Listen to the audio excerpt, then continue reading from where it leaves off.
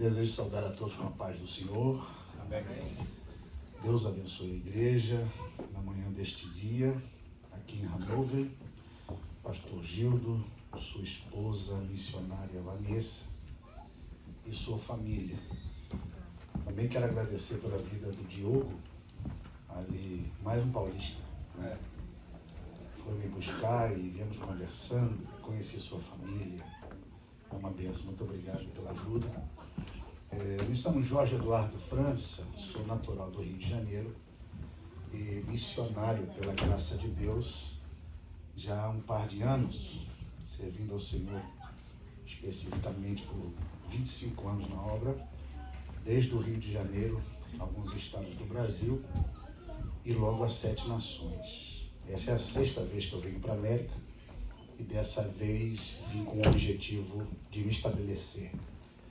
É uma fase nova na nossa vida, que viemos de um trabalho missionário de mais de 20 anos integral.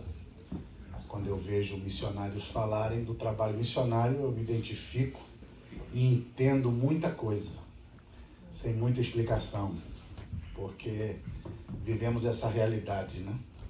De orar e Deus mandar o corvo, a viúva e o anjo. Então, nesta manhã, eu quero agradecer a Deus por isso. Estamos numa manhã missionária. Pedir com a autorização do pastor Gildo que você se colocasse de pés, por favor. Tome sua Bíblia em Mateus capítulo 14. Eu vou ler somente alguns versículos, começando do verso 22 e falando sobre missões. Sou consagrado pela misericórdia de Deus e graça pelas Assembleias de Deus, como pastor missionário, pastor e logo fazendo missões. Tive a oportunidade de ser treinado numa agência missionária transcultural, além de teologia, conhecer também a missiologia transcultural, e de forma que eu estou me sentindo em casa nesse culto, né? É um culto diferente. Igreja missionária tem 10 camelos para levar para casa, viu? Igreja missionária que serve água para Eliezer e para camelo, leva ali tudo para casa, né? Então eu creio que a prosperidade de Deus vem sobre a igreja missionária. Amém? Versículo 22, se você achou, diga amém, por favor. Amém. Palavra do Senhor, e ela diz assim.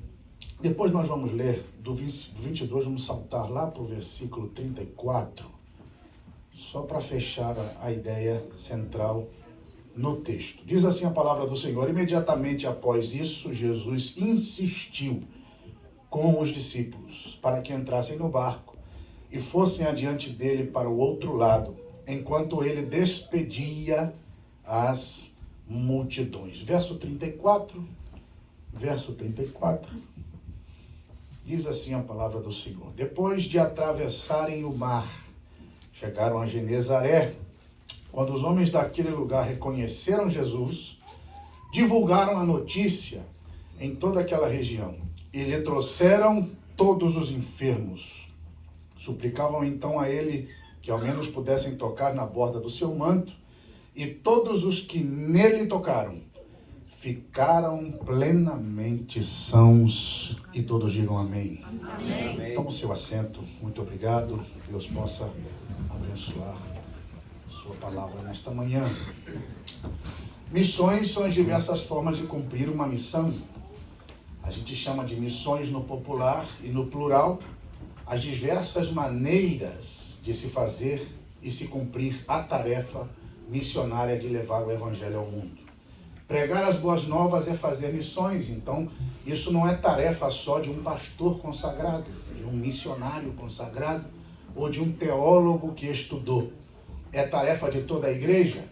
E as diversas formas de nós fazermos missões podem ser com os joelhos que oram, todos sabem que com as mãos que contribuem, mas também com os pés que vão.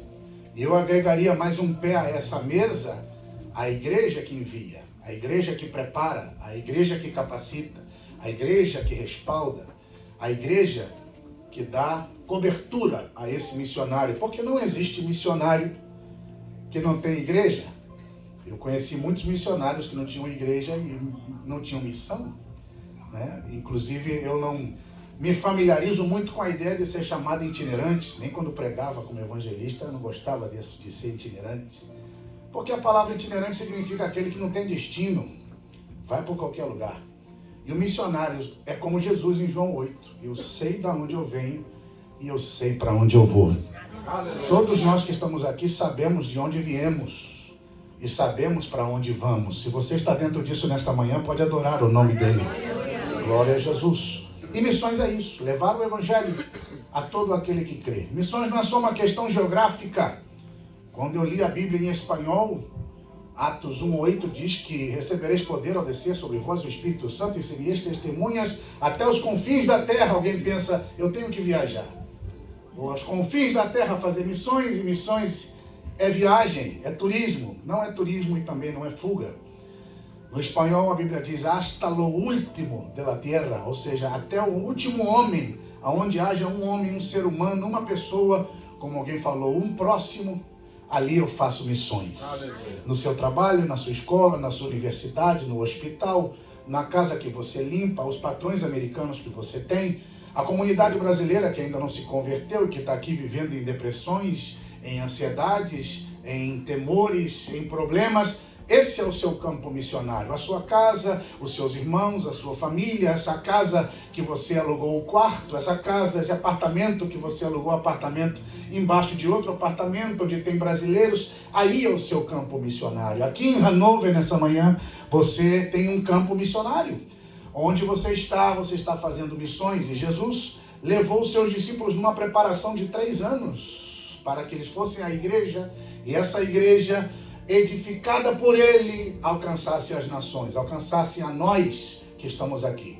Então Jesus multiplica pães, Jesus faz milagres, Jesus cura os enfermos, ressuscita os mortos, limpa leprosos, ele perdoa a prostitutas, ele senta na mesa com publicanos, ele prega para pecadores, ele leva o evangelho com palavras e com obras, e esses discípulos junto com ele faziam isso, batizando em nome do Pai, do Filho e do Espírito Santo. E agora, depois da multiplicação dos pães, foi necessário Jesus fazer uma seleção. Jesus continua preparando os seus discípulos para a missão, mas fazer uma seleção entre aqueles que são discípulos e aqueles que são multidão. A Bíblia diz que ele sobe um monte para orar e prepara os seus discípulos, enviando-os à missão de chegar ao outro lado do mar da Galileia, em Genezaré. O destino era, o objetivo era, a visão era para o outro lado. Porém, ia ser diferente essa viagem. Essa missão ia ser diferente. Essa missão ia ser específica. Porque Jesus não ia estar no barco, dormindo. Jesus não ia estar no barco para acalmar a tempestade. Jesus iria ao monte para despistar a multidão, para despistar os gregos, para fazer a seleção entre aqueles que viriam pelos pães e pelos peixes e aqueles que estavam com ele por causa do reino de Deus. E até o dia de hoje é assim.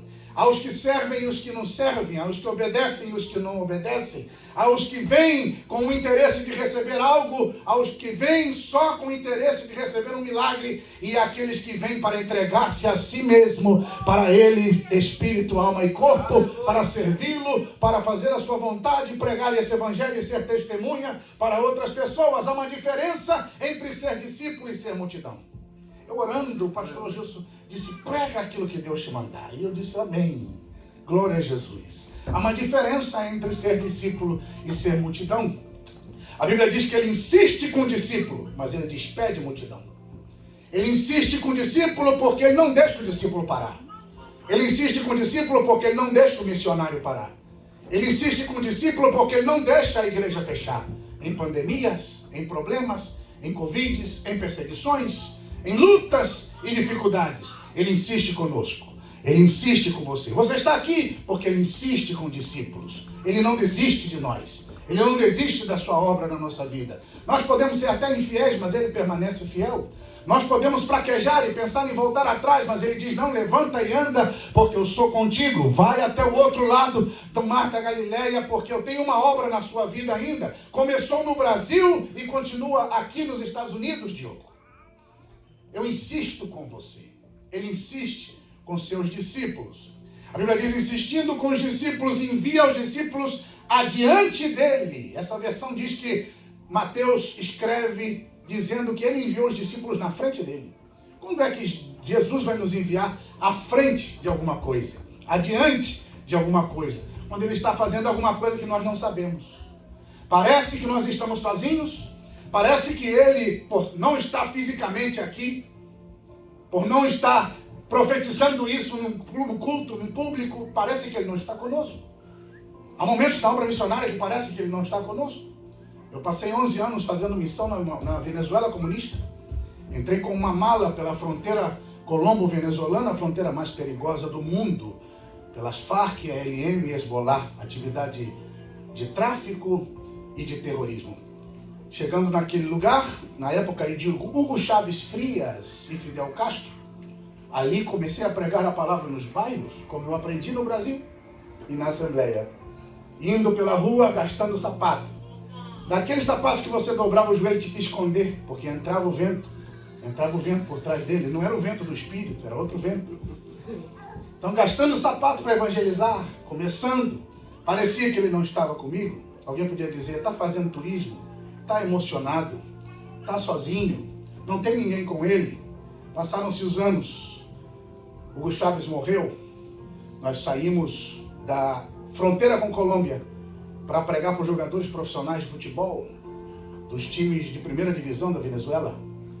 E eu fui pregar num estádio na cidade de Maracaibo para uma equipe de futebol. E quando eu olhei para aquele grupo de jogadores me esperando para orar no vestiário, eu me lembrei da mala preta, eu entrando na fronteira sozinho. E o diabo dizia, você está sozinho, o país é comunista, você não tem dinheiro, você não tem comida, você não tem nem conta bancária.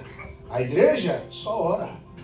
Não tem esse reforço, não tinha esse apoio consistente de ter um plano de saúde, um INSS pago, de ter um salário mensal. Não tinha isso. Não sabia o que ia comer no outro dia. Experimentando comida venezuelana, às vezes comendo bem, às vezes comendo mal. Indo para uma cidade de 50 graus de calor, temperatura de deserto, onde você não aguenta dormir na cama, você tem que ir para o chão da sala, abrir a janela e tentar descansar um pouco. Faltando água, às vezes 72 horas. Se não tem luz, não tem ventilador. Com 50 graus é só Jesus. Então a gente vai às vezes fazendo isso. Às vezes noite sem dormir para preparar o sermão, para pregar domingo e quarta-feira na igreja. Preparar o sermão para ensinar e discipular os irmãos para batismo, cada trimestre, 4 vezes ao ano. A obra missionária não é uma festa. A obra missionária não é um filme. A obra missionária não é uma emoção, uma fantasia. A obra missionária é uma realidade. É uma tarefa muito responsável, exigente. A obra missionária é uma tarefa que vai exigir de mim estar preparado para uma batalha, ter convicção do meu chamado, saber que eu sou discípulo e não sou multidão, e ter Jesus insistindo comigo quando eu quero voltar, quando eu quero dizer, não aguento mais esse lugar. Esse lugar não tem a minha cultura, não tem a minha língua, não tem o meu idioma, minha família não está aqui. Onde está a comida da dona Elza, minha mãe? Aquele bobó de camarão com óleo de oliva? Onde que está o Guaraná Antártica? Que faz a barriga crescer, né? A gente deixa de ser templo e se transforma em catedral, por isso que pastor é grande, né? Pastor cresce, glória a Deus. Aonde que está a picanha, uma passada com aquela borda? Aquela farofa com toicinho? Aonde que está, né, o pessoal de Valadares? Onde está aquele queijo? Onde está aquele pão de queijo? Alguns lugares até tem, mas a gente sente falta disso. E a gente se sente sozinho no quarto. E a gente se sente agobiado pelos problemas, preocupado pelas contas. E alguém olha para você e para mim sem entender nada e diz, está perdido no meio do mar. Esse povo está perdido no meio do deserto. Esse povo está perdido na direção. Ele está arriscando na vida, está sem direção de Deus. Será que foi Deus mesmo? Quantas vezes eu escuto as pessoas falarem, será que foi Deus na sua vida? Será que foi Deus que te trouxe para cá? Será que você talvez na África não era melhor não, pastor? Alguém me disse, mas vai para a África. Eu disse, eu não vi ele me chamar para a África. Eu só vou para onde ele me chame. Eu só vou para onde ele aponte. Porque alguém diz que para onde Deus aponta, ele paga a conta.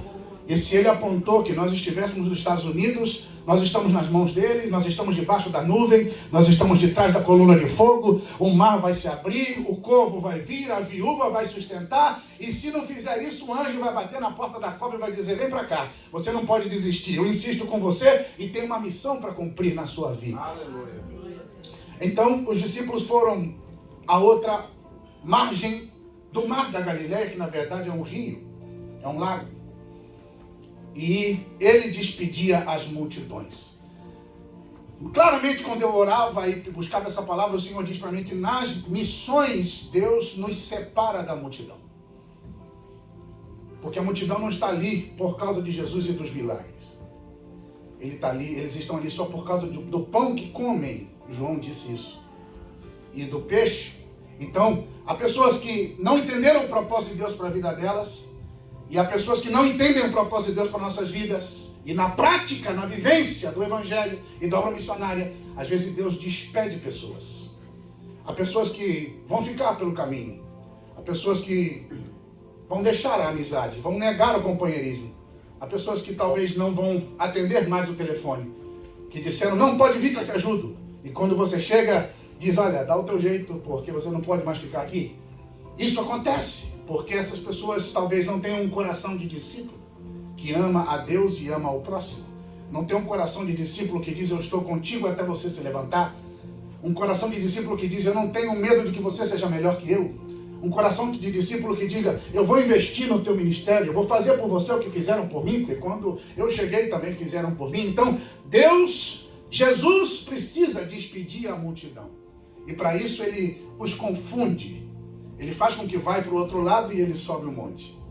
E alguém pensa que ele foi para o outro lado e quando chega na beira da margem do rio, vê um barco e o outro foi embora. Disse, então ele não foi, ele está por aqui. E os discípulos, enquanto obedecem à missão, se confrontam com a tempestade. Porque a tempestade não vai se levantar para quem é desobediente. O vento não vai soprar contra quem é desobediente. O inimigo não vai querer parar quem é desobediente. A tempestade não vai se levantar de madrugada quem ficou em desobediência. Quem só segue por pão e peixe. A luta, o vento vai se levantar na vida de quem entrou no barco e aceitou o chamado. O vento, a tempestade vai soprar forte na vida de quem disse, sim, Senhor Jesus. O Senhor não vai conosco não, né? O Senhor vai orar, mas eu vou obedecer. Enquanto o Senhor intercede por mim como sumo sacerdote, eu vou entrar no barco e vou para o outro lado da margem. Não importa se o vento vai soprar, não importa se a noite vai ser fria, não importa se eu vou me sentir sozinho, não importa a distância, não importa se eu me cansar de tanto remar 5 quilômetros no meio do mar. O Senhor mandou e eu vou obedecer. Aleluia. Quando nós obedecemos, o corvo também obedece. E quando nós obedecemos, a viúva também obedece. E quando nós obedecemos, até o inferno obedece. Até o inferno que quer trabalhar contra acaba ajudando. E ao obedecer, se depararam com uma tempestade. E ele subiu sozinho ao monte. E missões é exatamente isso. Obedecer um chamado de Jesus para um determinado lugar para cumprir uma determinada tarefa. Eles foram sozinhos porque eles precisavam ter uma experiência. E às vezes Deus permite que eu e você fiquemos numa situação que aparentemente estamos sozinhos para que tenhamos uma experiência. Porque às vezes dependemos muito das pessoas, temos uma expectativa muito grande nas pessoas, confiamos muito que aquela pessoa ou a outra e essa circunstância vai nos favorecer. E na maioria das vezes Deus tira o apoio natural de José dentro de casa, o apoio natural de José na casa de Potifar, o apoio natural de José dentro do cárcere, o apoio natural de José na promessa não cumprida do copeiro. 2 anos se passam e ele diz, o que vai acontecer agora? Deus vai dizer, você confiou no seu pai Jacó e perdeu a túnica. Você dependeu de Potifar e perdeu a outra túnica. Você dependeu do copeiro que tinha a chave na tua mão e você não saiu lá da prisão. Você confiou no copeiro, que você interpretou o sonho, te prometeu que ia falar de você para Faraó, e tem 2 anos que ele esqueceu de você. O homem promete e esquece. O homem diz que vai fazer e não faz. Mas eu vou lá na cama de Faraó e dou 2 sonhos a ele. Aleluia. E eu vou mostrar que eu posso fazer por você o que ninguém pode fazer. Eu estou profetizando nesta manhã. Eu disse, Deus, eu não quero dar uma aula de teologia missionária. Eu quero profetizar para alguém que precisa ouvir e entender o porquê da tempestade que está vivendo. Você está vivendo uma tempestade porque você está obedecendo. Você está vivendo uma tempestade porque ele insistiu com você. Você está vivendo uma tempestade porque você é discípulo. Você não é qualquer um. Você é filho. Você é chamado, é escolhida por Deus. Você está vivendo uma tempestade porque você está indo em direção ao lugar que Deus prometeu que você chegasse. E se você está nisso nesta manhã, levanta a tua mão e adora o nome de Jesus, porque só passa por tempestade quem tem destino e objetivo. Aleluia.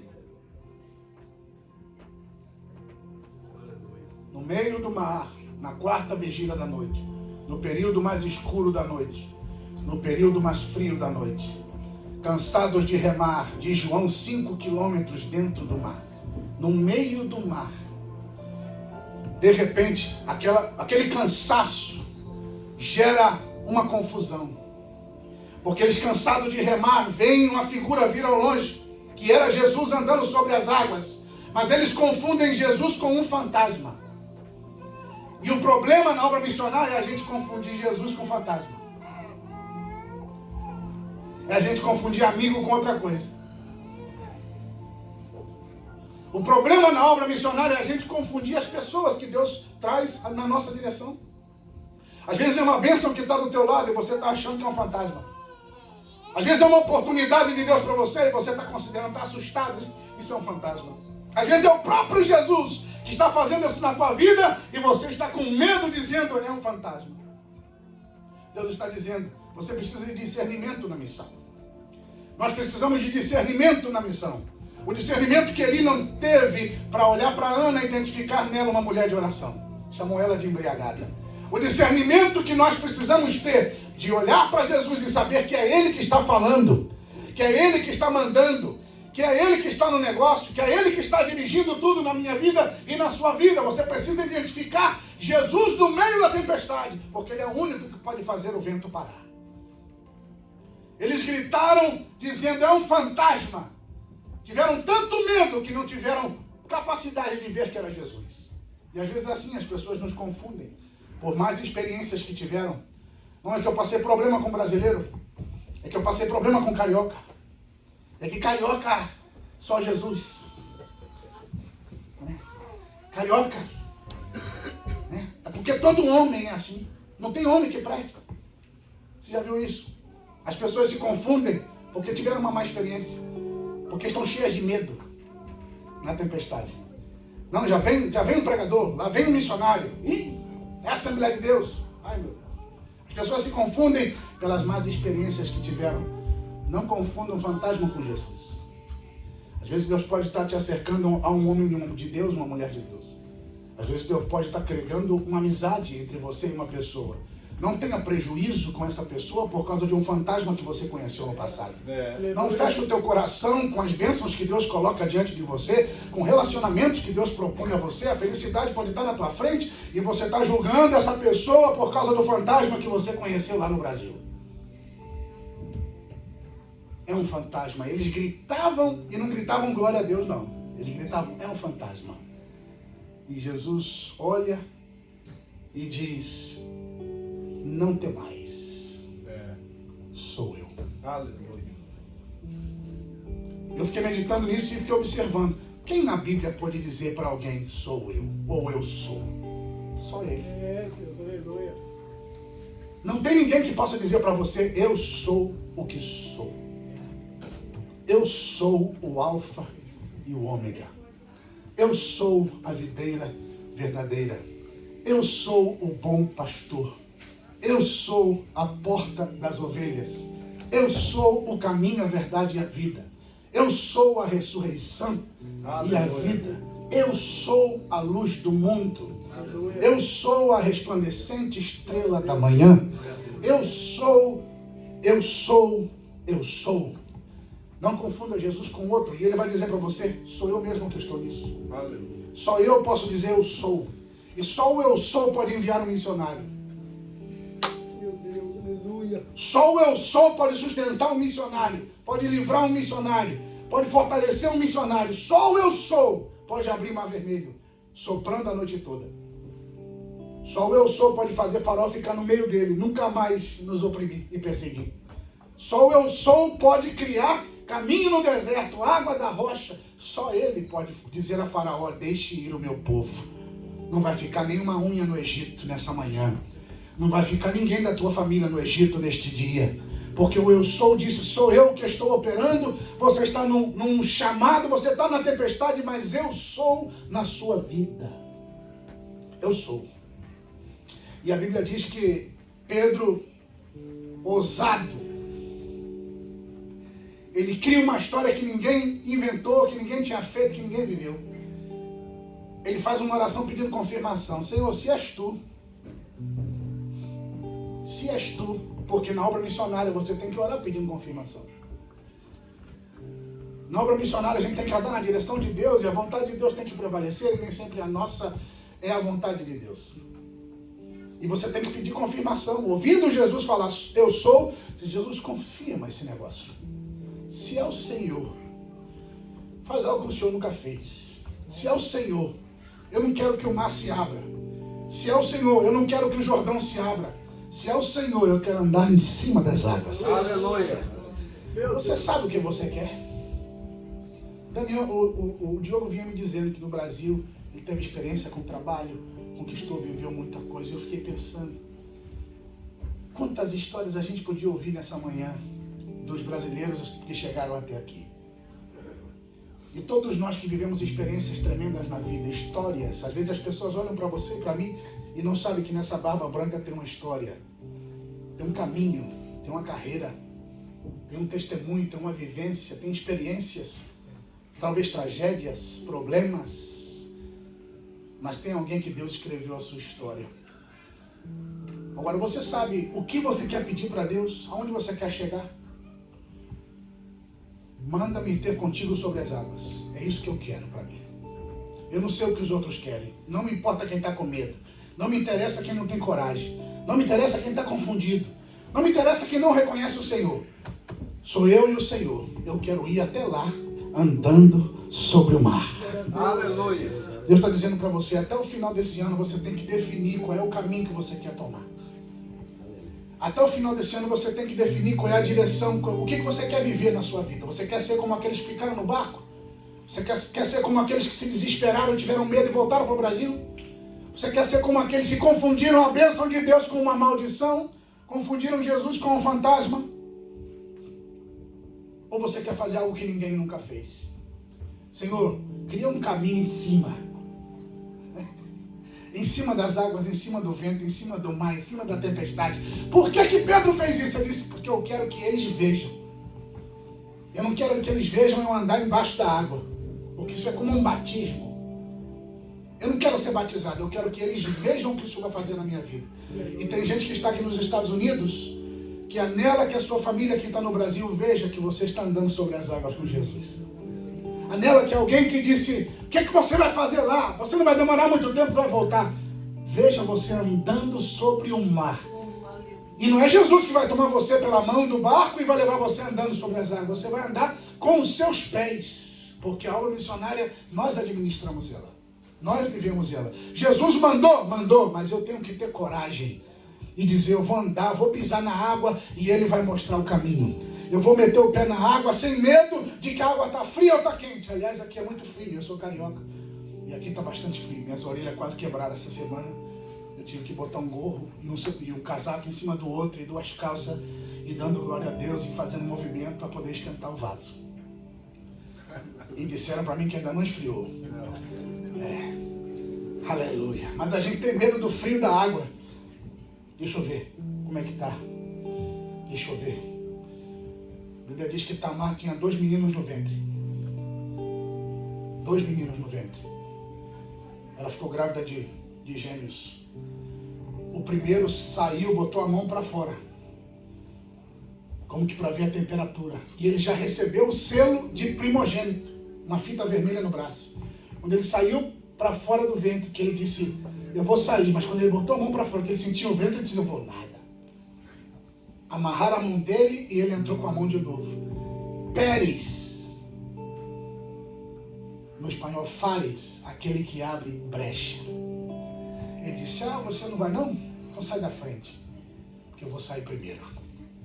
E nasceu Pérez primeiro, aquele que abre caminho. Deixa eu te dizer, tem gente que pisa na água e volta para o barco.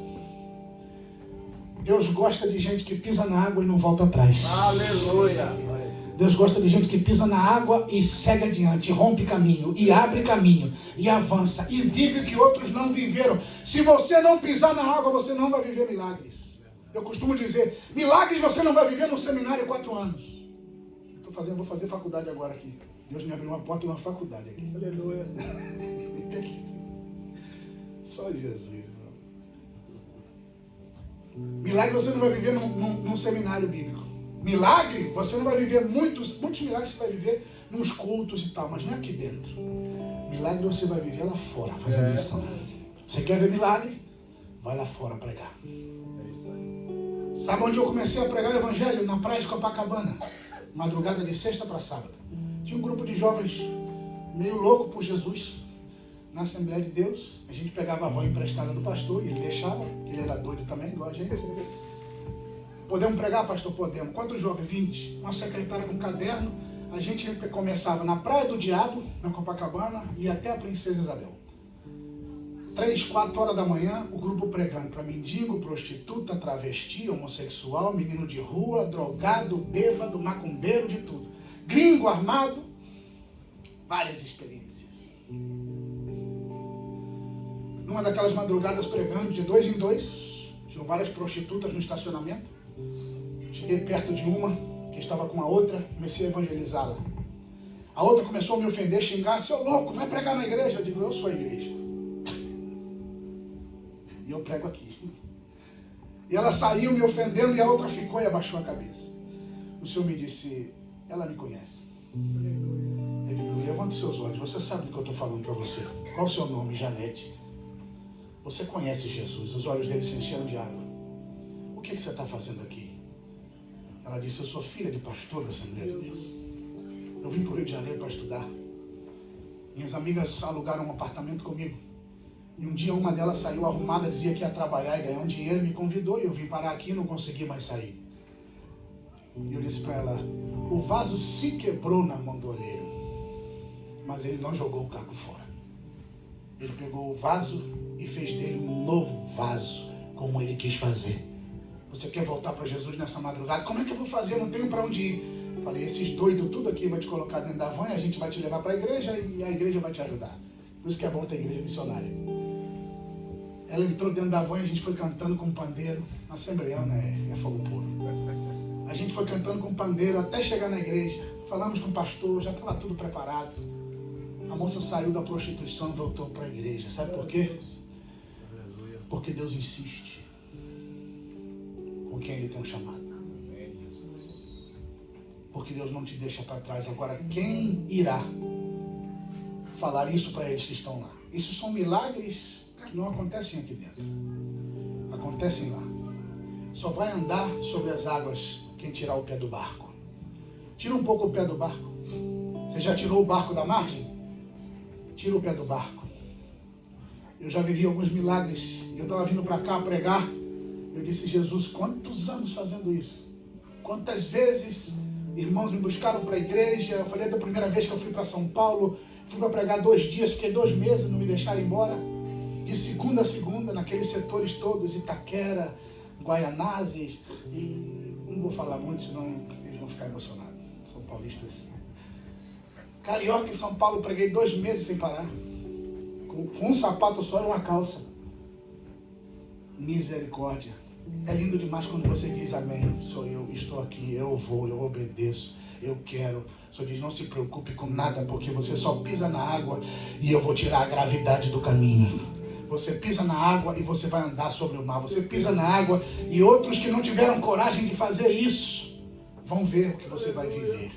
Quero profetizar para alguém que está aqui nessa manhã. Como profeta de Deus, debaixo da autoridade de Deus, da liberdade que o pastor me dá.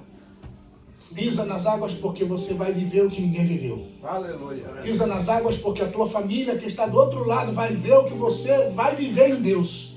Você chegou aqui sem Deus e encontrou com Deus aqui nos Estados Unidos. ou retornou para Jesus aqui nos Estados Unidos. Porque ele insiste com você. Agora, não é para você ficar no barco. Não é para você ficar cômodo, confortável, esperando. Não, pisa nas águas, porque ele vai andar contigo sobre elas. Aleluia. Pedro foi andando, e a Bíblia diz que reparando no vento forte. Estou terminando. Sentindo o vento forte, em outra versão. Nas missões a gente não pode andar por sentimento. Tem gente que anda... Não, eu senti de Deus de ir no culto. Você não tem que sentir de Deus de ir no culto. Se você é membro da igreja, você tem que congregar, como alguns têm por costume. Aí eu senti de Deus de dar o dízimo. Não. A oferta missionária eu senti de Deus. Não é questão de sentimento. Porque o coração do homem é enganoso e nós somos traídos pelos nossos sentidos. Eles olharam com seus sentidos e viram um fantasma. Pedro começou a ir muito bem. E começou a deixar de olhar para Jesus para olhar para os seus próprios sentidos. E começou a afundar. Não se estribe no seu entendimento. Não queira andar sobre o mar com as suas próprias forças. Com os seus sentidos. Pelos seus sentidos ele ia afundando, naufragando. E num desses dias eu vi um vídeo do The Chosen. Aquele negócio me faz chorar de graça. Eu vi um vídeo do The Chosen, Jesus andando, e Pedro foi, e de repente ele afunda, ele está no fundo mesmo. E a câmera, maravilhoso o vídeo. Olha como se ele estivesse olhando de Pedro assim, e aquela mão entra no meio da água e agarra Pedro e levanta ele. Aleluia. Glória. Só afunda quem anda sobre o mar. E não importa se afundou, a mão de Jesus te levanta. A mão de Jesus te ajuda. Porque missionário ele não deixa afundar no meio do caminho. Igreja missionária ele não deixa afundar no meio do caminho. Estendeu a mão e disse: homem de pouca fé, por que duvidaste? Eu estou terminando. Quando chegaram do outro lado do mar, havia uma multidão de pessoas enfermas, necessitadas. Aquilo não era só uma questão de viagem. Não era só uma questão de alguém ter o prazer de andar sobre o mar. Não, porque cada milagre que Deus faz na nossa vida tem um propósito. Em 2007 eu fui pregar em Lima, Peru. Estou numa igreja que eu ia pregar, eu estou ali hospedado na igreja. Tinha uma bateria aqui, uma parede, um banheiro, e do lado de cá a congregaçãozinha. E um quarto pastoral onde estava hospedado. Lima, Peru. Era um congresso de jovens, uma igreja hispana, muito simples. Os jovens foram para ensaiar. Tinha um teclado, uma moça tocando aquela bateria muito forte. E um garoto com guitarra, alabando ao Senhor. E eu ia tomar banho. Então eu peguei a minha roupa do quarto pastoral, botei no braço e entrei para tomar banho. E eles cantando, eu tinha acabado de passar a minha roupa, porque missionário passa roupa. Homem também passa roupa, glória a Deus. Aleluia. Passa bem. E passa bem. Verdade, bem. Entrei com a roupa, quando eu botei a roupa no gancho assim, da parede, começou a tremer o chão igual um tapete. Blum, blum. Eu falei, essa moça tá tocando essa bateria tão forte. Coisa de brasileiro que nunca viveu terremoto. Parava e voltava. Quando eu fui abrir a água, não tinha água. Fui ligar a luz, não tinha luz. Eu falei, alguma coisa aconteceu. Eu saí do quartinho e fui ver, eles continuaram cantando. O terremoto tremendo no lugar e eles continuaram tocando e cantando. Eu fui pro lado de fora, tinha um missionário olhando. E todas as pessoas que nós evangelizávamos, que não queriam vir ao culto, estavam gritando na rua pedindo misericórdia. Os postes batiam um com o outro e a luz explodia. Um terremoto 7.5 na escala. Aconteceu em Pisco, 10 mil pessoas desaparecidas. 300 cidades afetadas, uma cárcere rachou no meio e os bandidos fugiram, sem comunicação, sem nada. E eu vivendo aquela experiência, carioca, fresquinho, sem saber o que está acontecendo. No Brasil não tem vulcão, furacão, nada disso. Eu perguntei, missioneiro, o que passa? Ele disse, esto é um temblor. Temblor? Sim, é um temblor. Eu olhei para cima. Vi as estrelas e comecei a falar com Deus. Deus, por que eu estou passando por isso? Ele disse, no ano de 47, um brasileiro abençoou Israel. Oswaldo Aranha deu o voto Minerva por Israel e fez de Israel nação. E eu prometi para Abraão, eu abençoarei os que te abençoarem. E amaldiçoarei os que te amaldiçoarem. Sobre o Brasil há uma bênção. Eu nunca vou esquecer disso. Já falei isso várias vezes, em congressos e em trabalhos missionários. O Brasil é abençoado pelo Deus de Abraão por causa de um brasileiro que abençoou Israel. Israel agora está em guerra. Israel agora está sendo atacado, como outras vezes aconteceu. Mas há brasileiros orando por Israel, pela paz em Jerusalém, amando Israel.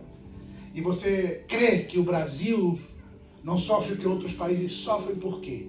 Porque o Deus de Abraão tem a mão sobre o Brasil. Você está aqui como brasileiro e você não sabe que você é a bênção para essa nação. Deus te trouxe aqui não foi só para você passear por causa do dólar, por causa do trabalho, por causa do terreno que você quer comprar no Brasil, dos bois, do gado, das casas. Deus não te trouxe aqui só para isso. Deus te trouxe aqui porque você é um missionário nessa nação. É um projeto de Deus nessa nação. Você é uma bênção de Deus para essa nação. Você é uma semente de Deus para essa nação. Como brasileiro ou brasileira que é. Quando os homens daquele lugar reconheceram Jesus, engraçado que às vezes os que estão de fora reconhecem Jesus e a gente confunde ele com fantasma.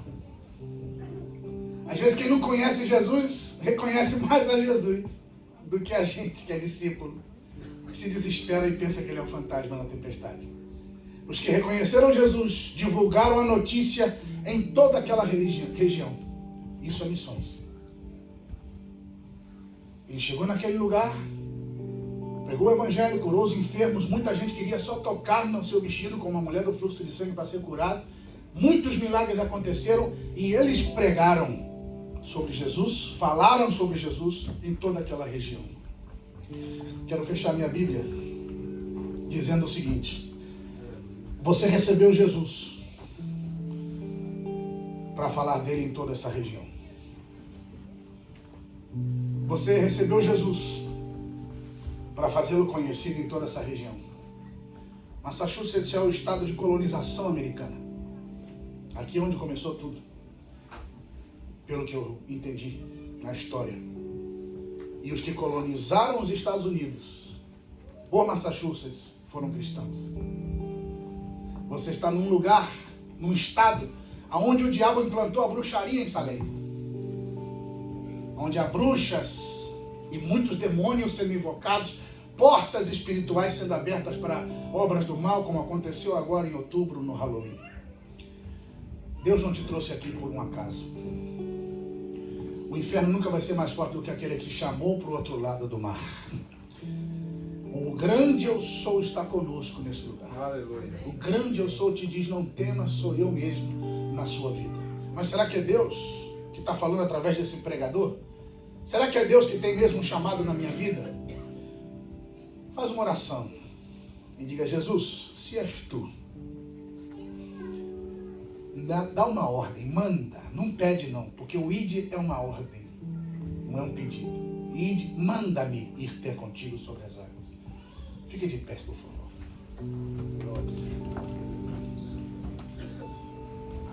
Manda-me ir ter contigo sobre as águas.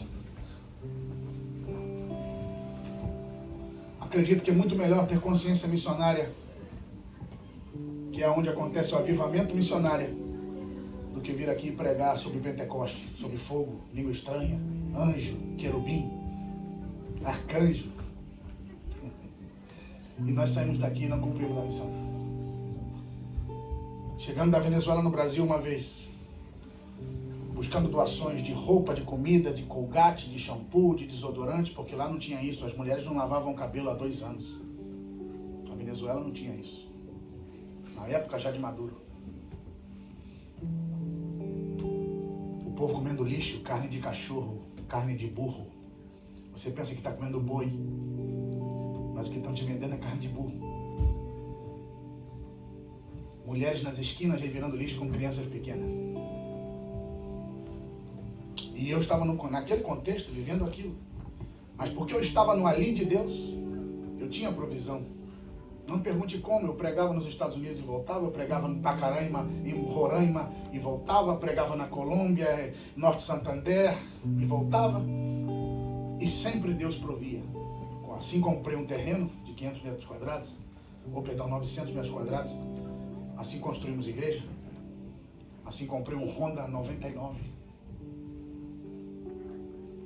20 crentes dentro do carro, você já viu isso? Carro de pastor. Suspensão, roda, pneu, ia tudo. Olha Deus. E os crentes muito lá dentro. Ia buscar a irmã, levava a outra, chegava. Era o primeiro a chegar e o último a sair. No meio de um lugar. No ano de 2010. Me doaram um computador, um laptop para fazer os processos da igreja. Tudo eu fazia, logotipo. 2 de agosto de 2010 eu recebo uma mensagem do Orkut do meu irmão. Nosso pai morreu no restaurante. Ele foi levantar para dar um abraço e teve um ataque fulminante. Eu sou o irmão mais velho, eu sou o primogênito, o protetor, jiu-jiteiro desde os 12 anos. E eu fiquei agitado, eu digo, eu estou na missão, eu não estou lá para cuidar dela, eu não estou lá para cuidar deles. O que eu faço? Orei, chorei, e Deus falou, quando Abraão saiu para fazer a minha vontade, o seu pai morreu em Harã, mas ele não parou, ele continuou. Eu não tinha dinheiro para ir ao Brasil, o ano 2010, de agosto até dezembro. As igrejas me ajudaram, consegui a oferta, comprei a passagem. Passei o Natal com a família, sem o meu pai estar. Preguei para a família, na noite de Natal, o Salmo 138.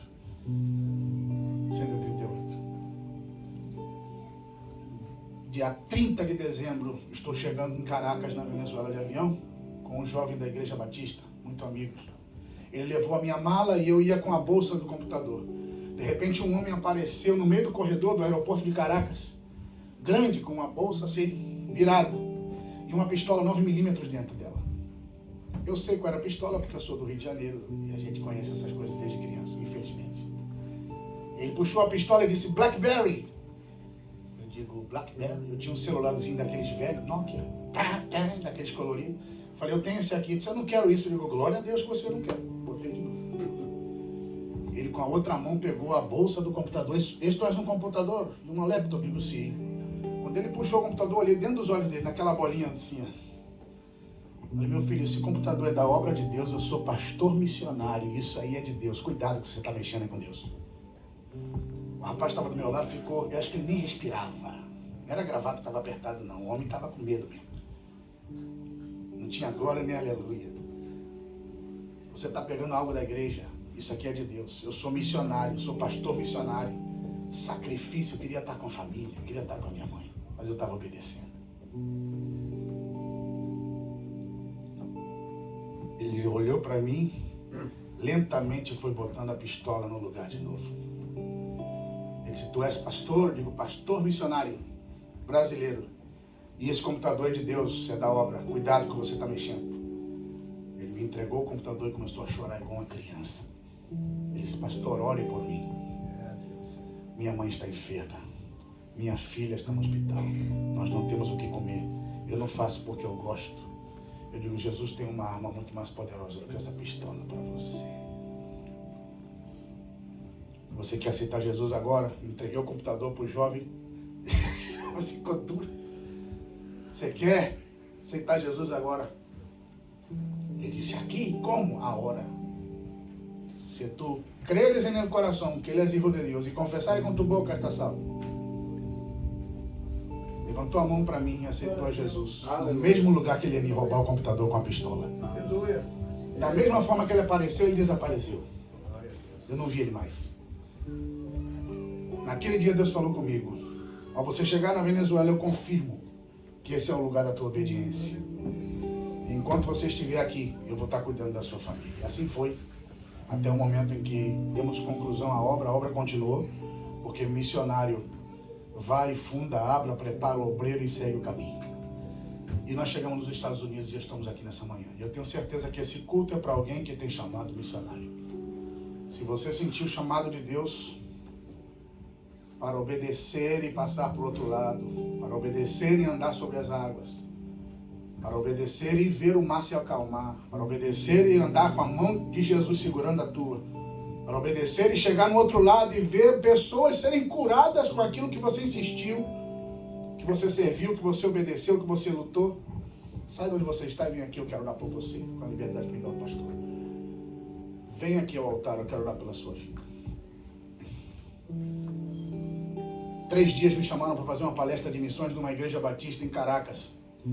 Primeiro dia, missões na teologia, segundo dia, projetos missionários, e no domingo vamos fazer um culto. E eu estou olhando que nos 3 dias tinha um mendigo do lado de fora, sentado do lado da porta. Um cabelo desse tamanho, jovem. Eu estou aqui ensinando, pregando, todo mundo interessado em missões, construindo missões, e o mendigo lá deitado. No terceiro dia, na hora final, eu disse: irmãos, eu não posso fazer isso. A gente falou de missões, estudou missões, a gente leu missões, contém testemunho, vocês têm projetos missionários aqui, e aquele mendigo está lá fora, sentado. Vai alguém lá e convida ele para vir aqui, que eu quero orar por ele. Todo mundo ficou assustado, porque o mendigo tinha sido jovem da mocidade, músico. Ele tinha sido da igreja, e ele vinha para assistir o culto lá de fora, não tinha um crente que tinha coragem de trazer ele para dentro. Eu disse: vai alguém lá, porque missões é aquilo, missões não é isso aqui, missões é aquilo. Chamaram ele, vieram chorando, foi um quebrantamento, Deus renovou a igreja. E ele voltou para Jesus naquela manhã. Sabe onde você está e vem aqui, tem alguém precisando do Deus que você serve. Vem depressa, eu quero orar por alguém, não vou me demorar muito. Glória a Deus.